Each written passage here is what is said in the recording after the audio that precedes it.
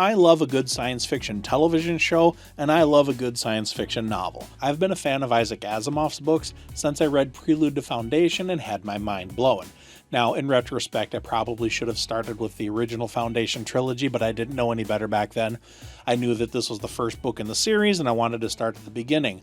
I loved the book Prelude to Foundation. It's one of the best books I ever read. I loved that Harry Seldon was going from location to location on planet Trantor, a planet that's all one big city, a lot like Coruscant from Star Wars.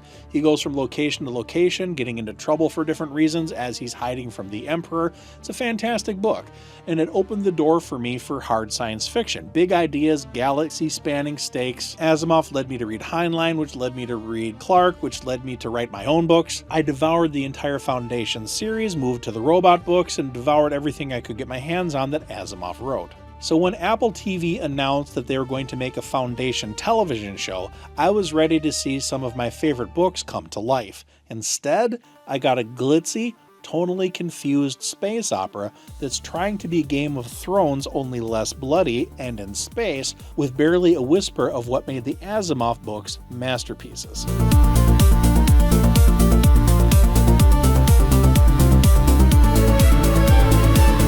Seasons 1 and 2 of Foundation are a shiny, well-acted, well-produced mess. First of all, let's address the elephant in the room, and a lot of the controversy surrounding the show surrounds the gender and race swaps of the characters.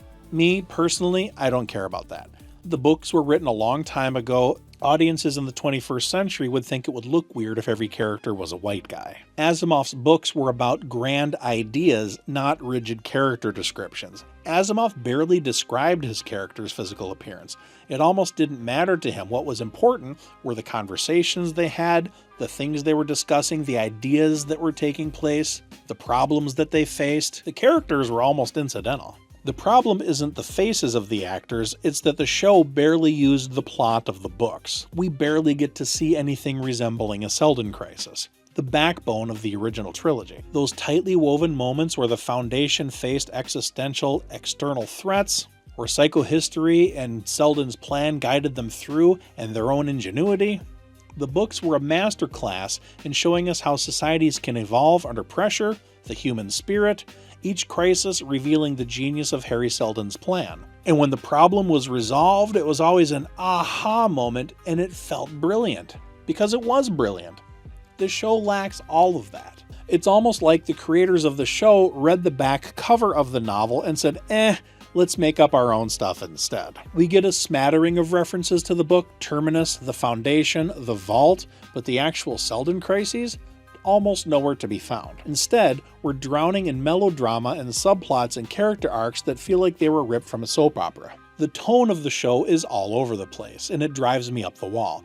Asimov's Foundation was cerebral, methodical, like a historical epic told through data and dialogue. It wasn't about flashy battles or steamy romances. It was about the slow grind of civilization, individuality versus collectivism. Apple TV, though, wanted its Game of Thrones in space, complete with scheming emperors and grand palace intrigue and betrayals. They're trying to split the difference, and it's a tonal disaster. One minute we're watching Harry Seldon or his hologram pontificate about psychohistory, which okay is kinda cool, and the next we're knee-deep in some half-baked love story or random action sequence that feels like it belongs in Star Wars. If you want a sprawling political epic, fine, but don't dilute the hard science fiction soul with this wishy-washy focus group nonsense. At the end of Season 2, we get the infuriating idea that the Foundation gets destroyed and then stuffed into the vault. I guess these people's bodies are destroyed or they're beamed up into the vault. They don't really explain it fully. It's rather infuriating, but we'll see what they do with that in Season 3. The Foundation, in the books, was a scrappy, resilient outpost that outsmarted its enemies through cunning and Seldon's foresight. They were the underdog you rooted for, the spark of hope in a decaying galaxy.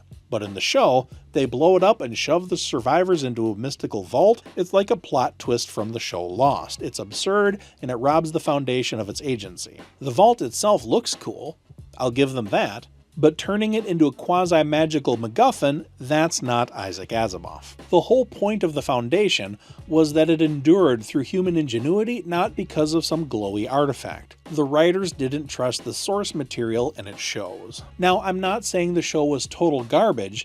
It actually is pretty decent at times. It's just that I have to separate in my mind the show from the books. If the books didn't exist and I just watched the show as it is, it would be okay.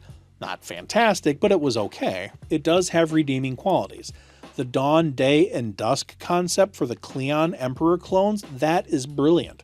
That's a fresh twist on the Empire's stagnation that I think Isaac Asimov might have approved of. It was a smart way to show that the genetic dynasty is both powerful and fragile, and the actors playing those three emperors were all excellent. The dialogue between them was great, the conflict between them was great, the unease just below the surface was great. Honestly, the whole cast was top-notch, especially Jared Harris as Harry Seldon. Perfection. The show looks gorgeous too, the visuals are straight up stunning.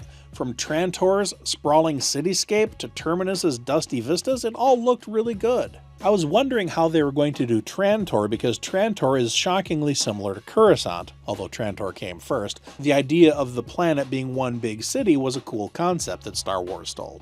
Which is actually kind of funny because Foundation influenced Star Wars, and now Star Wars is influencing Foundation. It's kind of a big circle. And throw Dune in there for the mix and a little bit of Buck Rogers. But man, all that polish can't hide the fact that the story's soul is missing. The real tragedy here is that Foundation could have been a groundbreaking adaptation. Asimov's books are a goldmine of big ideas, psychohistory, the fall of empires, the resilience of knowledge and humanity. Instead of leaning into that, the show gives us shiny objects. A lot of it is cool, but it's not a lot like the books. I wanted to see the Seldon crises play out. I wanted to watch the Foundation outwit the barbarians and bureaucrats, to feel the weight of the galaxy teetering on the edge of destruction. Instead, we get a pretty show with too many feelings and not enough brains. I hope Season 3 course corrects, but I kind of doubt that it will. I'll watch it anyway. If you're a fan of the novels or the show, let me know in the comments what you think. Bottom line, the less you know about the books, the more you're going to enjoy the show, which is a damn shame. My name is Eric Wilford Watson, and thank you for stopping by my channel.